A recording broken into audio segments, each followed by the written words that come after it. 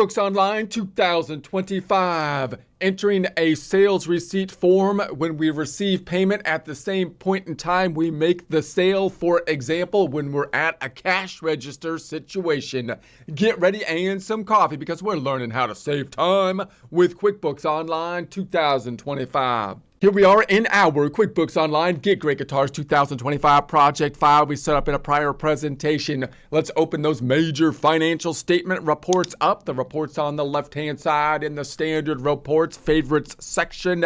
Right-clicking on the balance sheet to open a link in a new tab. Right-click on the profit and loss, otherwise known as the income statement, to open a link in a new tab. Let's tab to that middle tab, closing the hamburger, changing the range to a 1 month time frame. 010125 tab, 013125 tab. Run it so it can refresh it, and then let's tab it to the right and repeat the process.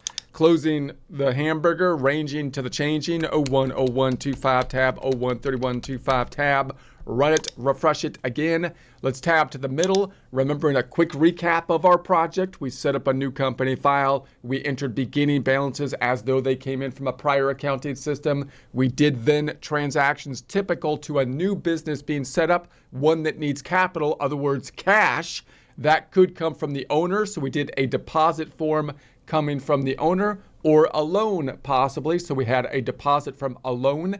We took that money, bought stuff like property, plant, and equipment needed to help generate revenue, and then we bought inventory, which we're going to sell to help to generate revenue. Now we're in the process of selling stuff. Now we're going to imagine that in our Get Great Guitars system, we have a store that we can sell stuff in, and we also could basically ship things, let's imagine. So last time we used the sales form of an invoice, which increases accounts receivable. This time we're going to imagine more that we're in the store. Someone comes in, we have that lady out there playing the ukulele. We got the Islander lady playing the ukulele. All the people came in and wanted to buy stuff. And so now they're in and they're buying stuff. Now we're at a cash register type of situation. And so we have a sale that's going to happen where instead of doing the work or providing the inventory and then getting paid later, having to collect on an accounts receivable, we instead are going to get paid at the same point in time the sale happens.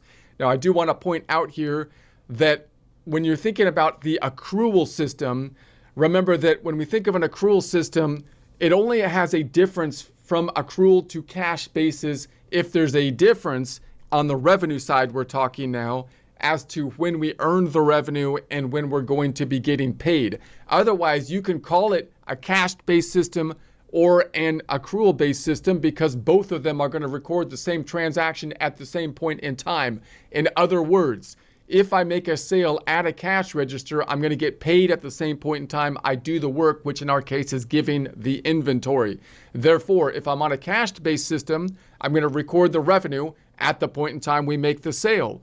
If I'm on an accrual-based system, I will still record the revenue at the same time I made the sale. The only difference is the cash-based system records the revenue because that's when we got paid, and the accrual system records the revenue because that's when we earned the revenue. It's only when those two things are different, such as if you do the work first, like you're a bookkeeper or law firm doing the work, then you have to invoice the client for the work that was done, and you're going to get paid at a later point in time. In that case, you end up with this accrual system typically because you have to track the accounts receivable. That's what we did last time. So if you're at a restaurant or a food truck or something like that, you could basically say that you're on a cash-based system, but really you have a type of business that does not have a difference between when you're getting paid and when you earn the revenue. So you have no accrual or cash difference between the accounting systems. All right, let's go to the first tab over here, and we're going to imagine we're at a cash register. So let's hit the drop down. So last time we were in the customer cycle, we had an invoice last time and then a receive payment. But if we're at the cash register, we're going to go right to the sales receipt form. Now, the sales receipt form may not be something that we actually provide to the customer, although we could as a type of receipt. You can imagine that's the form. That's how you can remember the form, a sales receipt type form. But it's going to be an internal data input form, of course, to enter into the system recording the transaction. Let's go into the sales receipt form, and we're going to type in a new customer. Now note that the form is going to look much like the invoice type of form, but this time it's going to be a sale that was made at the same point in time. So we're going to type in here, let's type in string music. This is going to be a new customer. Now note that when you're at a cash register, you might not have the customer names. If you're at a food truck or a restaurant, the customer doesn't really want to give you their names. They're going to feel like that's a little bit intrusive to get too much information on the customer. They just want their sandwich or whatever it is, right? So we might have just a generic customer name saying just customer, and that would be it. But if we're in some types of industries and we can get their name and get their information, put them on the newsletter or whatnot, then we would have the customer name in here if we can get that detail. Let's tab. And so I'm just going to put the minimum information, noting that if you have a business that's a repeat business for customers, like a bookkeeping business, a law firm and whatnot, then we're typically going to want to have more information about them, possibly even knowing, personal information. We're trying to build a relationship with them. If, on the other hand, we're on like an online website and we sell one thing that people really only need one time in their life, then we're not really trying to build a relationship with them. That's not what they're here for, right? They're here to buy the thing that they need. So note that you're possibly going to have a minimal amount of information. If you're at a restaurant, you're possibly somewhere in between, right? The people that are the sales staff on the restaurant are building some superficial relationship, but you're not really getting that, possibly the detailed relationship you might have for long-term construction or landscaping or service type businesses. So that will drive how much information you're going to need from any particular customer. Also thinking about the ability to communicate with them with a newsletter or whatnot. Again, trying to think how useful is that for my particular business? It's different depending on the business you're in, right? So let's go ahead and save that. And we're going to say that if we have their email address, we can enter the email address, we can send them the receipt if they wanted that, but it's not as necessary to do that as it would be in an invoice, of course, because the invoice, we would have to most likely email it to them after we did the work, whereas here we're at a cash register situation. So then we're going to put the date in here. Let's make it 01/19/25.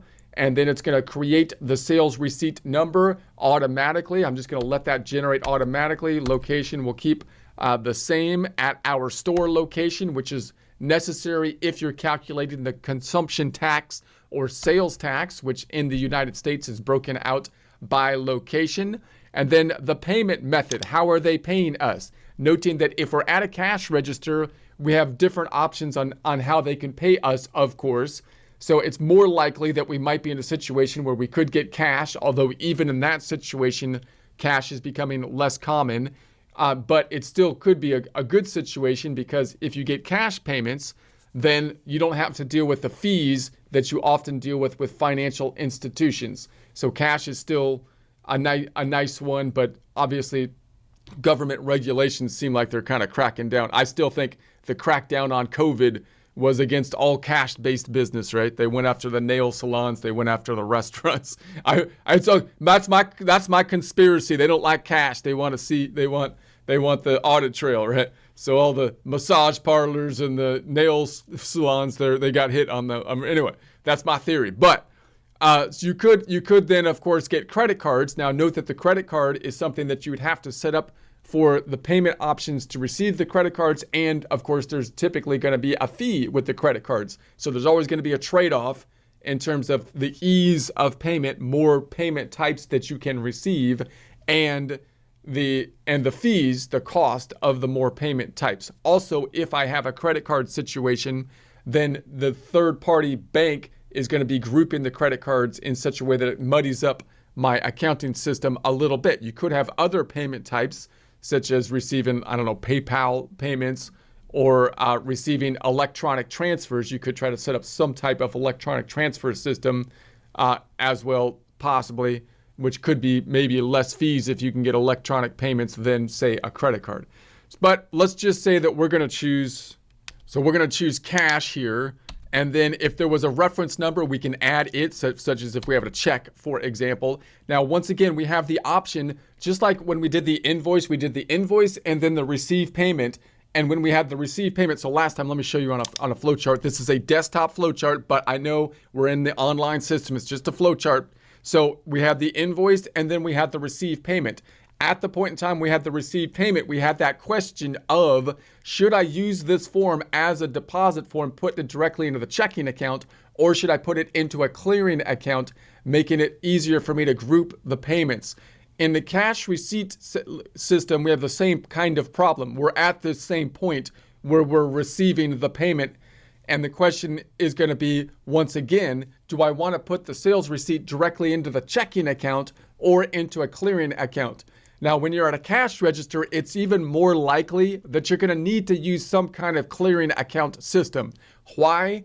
Because no matter what kind of payment you get at a cash register, it usually is going to be grouped together differently by the time you put it in the bank. In other words, if I get paid with cash, the cash isn't in the checking account, it's in the cash register. If I get paid with a credit card, the credit card isn't in the checking account, it's basically being processed by a third-party institution. If I get paid by PayPal or any third-party institution, similar kind of situation. So the problem is that when it then goes into my checking account, it's going to be grouped together with multiple sales, most likely. If I take the cash, in other words, then go to the store at the end of the night, put it in the checking account, it's going to consist of multiple sales that were made during the day. And if I then have the credit card company is going to group multiple sales together and then take a fee out, most likely, before I get the money that goes into my checking account. So if I take this form and I deposit it directly into the checking account, you might say, well, it doesn't matter because it's going to hit the bank account at the end of the day anyways. But the problem is when I reconcile from the bank statement to the books, it's not going to work because the bank statement's going to have one lump sum consisting of multiple sales, and my books are going to have like 5 different sales that I'm going to have to add up to match the bank deposit. That's a mess. If you find yourself doing that when you reconcile, which everybody should do, whether you use bank feeds or not, it's still going to be something you have to do. In other words, you can't get out of this problem by setting up the bank feeds. The bank feeds aren't going to automatically fix this because you still have the problem of the intermediary institutions. So I could wait till something clears the bank, but I'm still going to have to tie out what clears the bank to the sales receipts forms. In other words, if you're at a cash register, you could do the simplest thing possible, right? You could say, I'm just going to sell stuff, and then I'm going to take the money to the bank, and then I'm going to deposit it into the bank. I will wait till it clears the bank feeds and record revenue with the deposit form when it clears the bank. So you could do that, but you're going to have a few issues by doing that. One is that you're going to have to then figure out how to calculate sales tax because it's not going to be done with the form because the deposit form isn't designed to do the sales tax. And if you have sales tax, and also you're losing the internal control that you typically want, especially if you grow a little bit, of recording the sales at the cash register and then tying out the cash register sales to the deposits. So you really want to record the sales as you make the sales at the cash register, which is kind of like the create sales receipt type of form. So if you do the sales receipt form and you record the sales, then you end up with this grouping problem. Therefore, we're going to typically put it into undeposited funds. All right, so let's go back on over here. So instead of going into the checking account, I'm going to put it into payments to deposit, which used to be called undeposited funds. But the online version keeps on changing names of things because they have to stay relevant. The coders got to stay relevant. They're coming up with cool new names. So we're going to sell a GSB, let's say. And the description, we're going to sell, there's 10 on hand, and we're going to sell one of those. That's our most expensive one, I think. It's $777. Taxes applied automatically because that's driven by the item and the customer is not exempt from sales tax. Therefore, sales tax is checked off. We have an ELP. That's our standard one that we sell. Picking that one up. We're going to sell 3 of those. They cost, they're going to sell at $500. All right. And then so that's that. And then down below, we're going to adjust the sales tax, which should be populating automatically, but I'm going to keep on using the generic 5 sales tax that we set up for our practice problems. Usually it would be based on location by where our store is at. But again, I'm using the generic 5. All right, then at the bottom of the form, we can add lines, we can clear lines, we can add a message displayed on the statement. We can cancel, we can clear, we can print or preview. Let's do a preview of it. Now, again, we might not always provide this to the client, but we could. And as a form of receiving the payment, we could put a thank you on it and whatnot. So here's what it would look like in that instance. So here's our sales receipt form. Let's close that out. And then we can make it reoccurring, which you wouldn't typically want to do, but you can imagine a situation. Customize it. If you wanted to customize the form, possibly putting the logo on it if you are providing it to the customer under the more option, copy, void, delete, transaction, journal, and audit history. We can save it. We can save and close it, and so on. All right, what's this form going to do in terms of journal entries? It's going to be similar to the invoice, but instead of accounts receivable going up, we're getting some kind of payment, which you would think would hit the checking account, but normally doesn't, instead normally hitting the clearing account of undeposited funds or payments to be deposited. The rest of it will look similar to what we had on the invoice. Where's the other? So that amount's going to be including the sales tax in undeposited funds or funds to be deposited or whatever they call it, $2,390.85. Then sales goes up by only the amount that we charged, $2,277. The difference, sales tax, $113.85, doesn't hit the income statement, but is off income statement on the balance sheet, increasing the liability because we're going to have to then pay it to the government. And then also inventory is going to be going down, not for these amounts up top, but rather for the cost, which the system knows because we entered them in with the items using a perpetual inventory system. And cost of goods sold, the expense related to us selling the assets will go up, bringing net income down. Therefore, the net impact on net income will be an increase of the $2,277 to sales minus the cost of goods sold.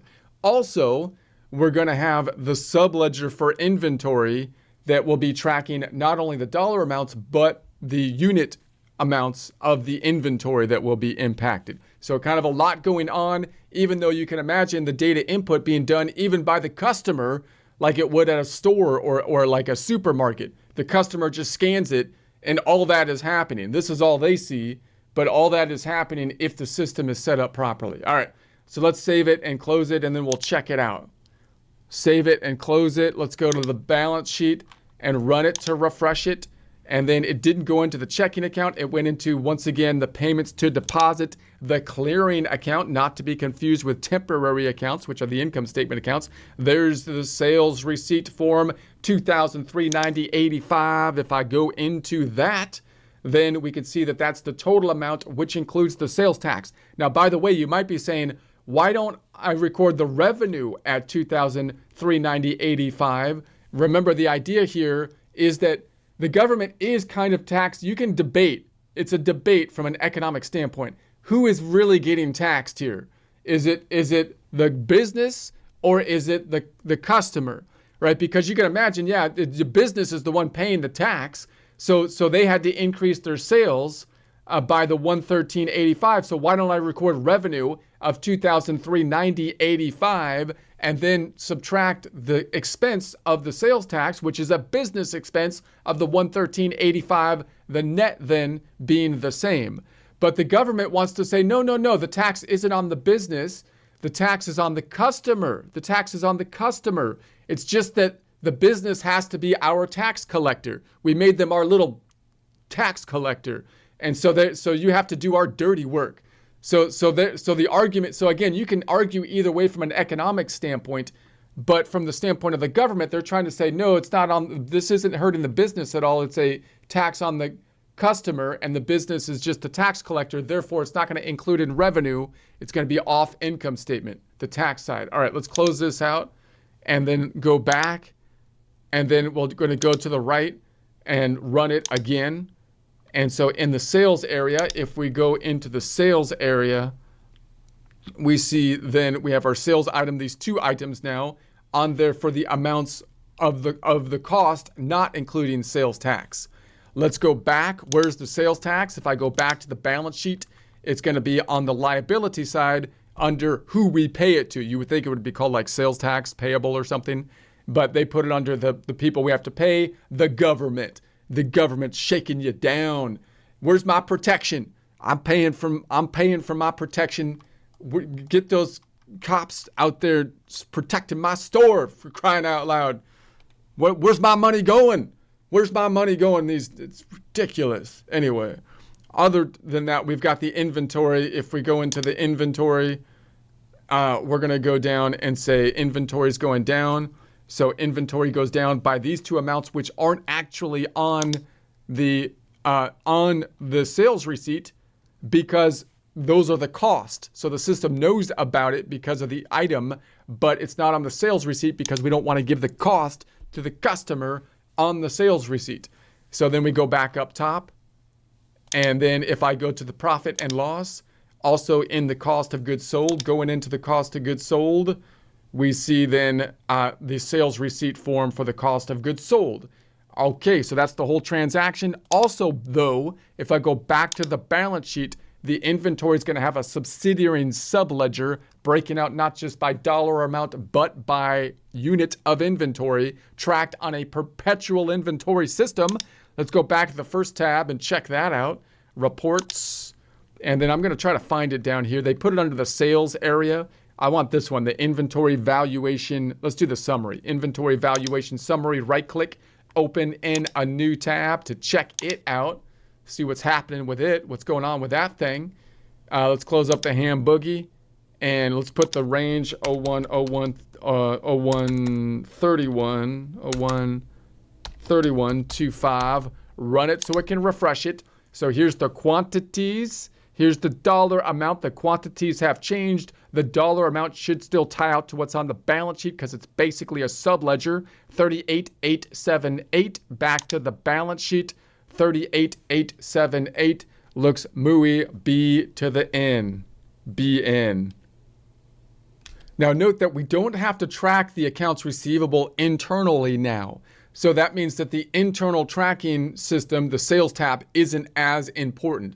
But you can still check it, right? If I go into the first tab and we went to the sales areas and we wanted to look at the sales that we made, I can close up the hamburger. I could go into the all sales and then I could sort by my sales receipt type form. Boom, sales receipts.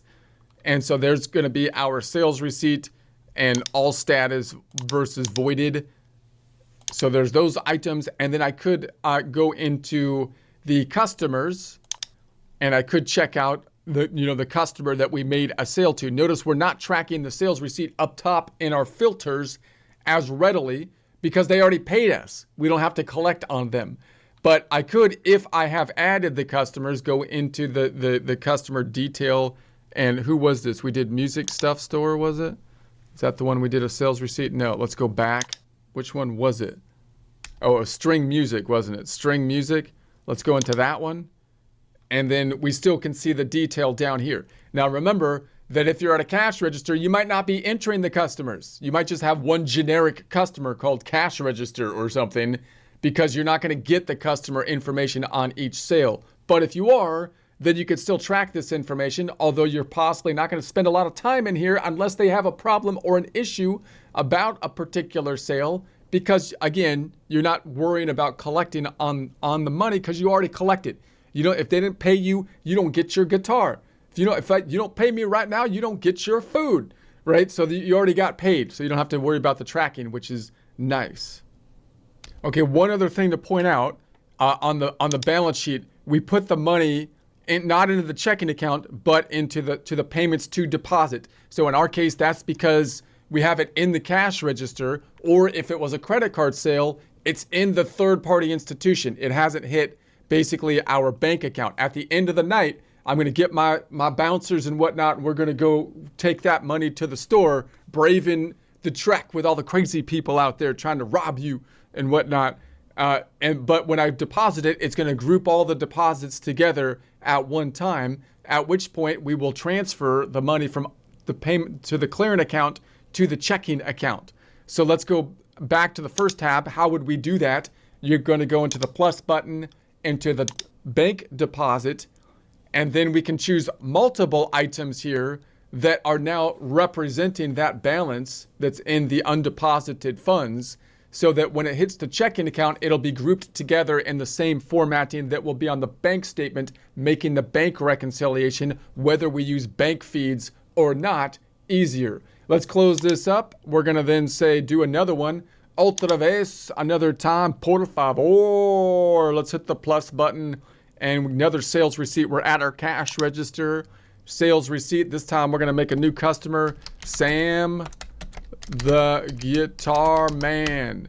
That's going to be our customer name. It's catchy name. We're just going to put the minimal information for the customer name. Let's save it. And then we're not going to put any email address. Let's keep the date the same.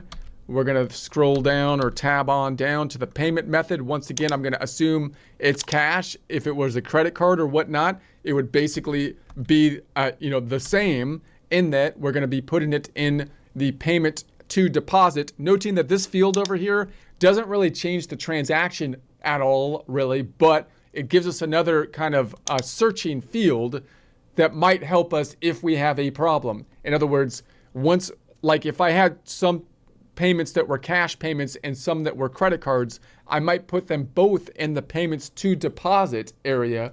But then when I make the deposit at the end of the night, I'm only going to deposit the cash at the end of the night. Obviously, the credit cards aren't going to be deposited. They're going to be deposited to our checking account by the third-party institution automatically into the account. If I have a problem with matching those things up, this field might help a little bit, because it's going to tell us whether the sale was paid with cash or credit card, so we can try to tie out the payments that we've received that went through the credit card company or through the bank in terms of a cash deposit. All right, so we're going to imagine this time we're not providing inventory items but service items, just to get an example of how it would be easier oftentimes if you have service items, because you don't have to deal with the inventory. In other words, the transaction will be less of a burdensome or complicated transaction. Although the data input is still pretty much as easy. Now, with a guitar shop, this might not happen as much. They could come in and we could, adjust their guitar or something like that, put the strings on it or something. But if you were at like an auto repair shop or something like this, this might be common. You do an oil change. There's little bit of inventory with the oil and whatnot, but basically you're paying for like a service type of item, right? Or if they go in and check the smog check or something like that, you're not really giving them anything in terms of inventory. You're doing the service of the smog check. And so we're going to imagine a similar situation here, although it's a little bit wonky on our guitar shop. So I'm going to say, now just remember also that even though you don't have inventory, you really want to set up your items in such a way that it's going to be as easy to do the data input as possible. So in other words, if I do a service item and people come into the shop, or even if they don't come into the shop, I don't really want to do it by hour if I can avoid it. Even as a bookkeeper, I might have to record hourly, but if I can record by saying, I'm going to give you by transaction, so I can give you a definite article of transactions, and then I can make an item based on these are how many transactions were impacted per month. That's going to make my billing process easier, more transparent, and so on. Similarly, if you do oil changes and that kind of stuff, you don't want to just say, well, you come in and we're going to charge you by hour, really. You'd like to be able to say, well, we're going to change your oil. This is what the oil we're going to use for this type of car. Have it all listed out in the items so that you can specifically line out how much is it going to cost beforehand with an estimate form possibly. And then you can easily make the invoice, and you don't have this variations of different hours and so on and so forth. So I'm going to say this is going to be a diagnostic, which again, what is that with a guitar? I don't really know. We're going to diagnose the guitar. We're going to have the guitar stick out its tongue and diagnose if it's like sick or anything. But the point is there's no sales tax to us. Why isn't there sales tax? Because we told the service items that in the state we're in aren't subject to sales tax, whereas the inventory items are. And then we're going to say we have an hourly service. I'm going to say hourly service 1, which again is something I would recommend not being your default, but we're going to just use it for an example of our service item 15. It's a lot of hourly service at 140. And then let's do one more, and we're going to say this one's going to be the tuning. Tuning, we give tuning support for the guitar. I'm not sure most people need tuning support these days because like an app on your phone can help you with that. But people like our shop, they sit in the coffee. We give them coffee and stuff, and we bought nice furniture and everything. So they come in for our tuning support because we're so nice about it. Okay, so what's this going to do then? When we record this, it's going to be an easier transaction. It's a sales receipt, so it's going to increase not the checking account typically, but going to the clearing account, payments to deposit. The other side's going to go into revenue, this time not product revenue, but service revenue, because that's what we told the system to do with the items, and we don't have to deal with inventory at all, or cost of goods sold, or tracking the inventory on a unit basis. So that's it. Let's save it and close it and check it out. Let's go to the balance sheet, run it to refresh it, and then we're going to go down into the inventory, or not inventory, payments to deposit. I'm getting kind of frazzled because the time's going long here. It's taking too much. You're pulling too much time, man. This is going to be the 5180. Let's go into that. There's our sales receipt, closing it out. Going back, tabbing to the right, running to refresh, and now we have 2 income accounts. There's our service items. There's the 5180, which is the only one in there. We don't have to deal with sales tax. We don't got to deal with inventory. We don't have to deal with cost of goods sold, or none of that. None of it. All right, so this is where we stand at this point in time. If I go to the balance sheet, this is where we are at. You can check your numbers to my numbers, although it might be easier to do with a trial balance, which we will see shortly on the profit and loss. This is where we are at. And then let's go ahead and go to the tab to the right this time and change our inventory summary to a trial balance. Opening the ham boogie, going down to the reports, and we can then let's just type it in here because they put the trial balance way at the bottom, which I don't think is fair. We should put it in the favorites, but there's the trial balance. Closing up the hamburger. Let's change the range, going from 010125 tab, 013125 tab, run it to refresh it.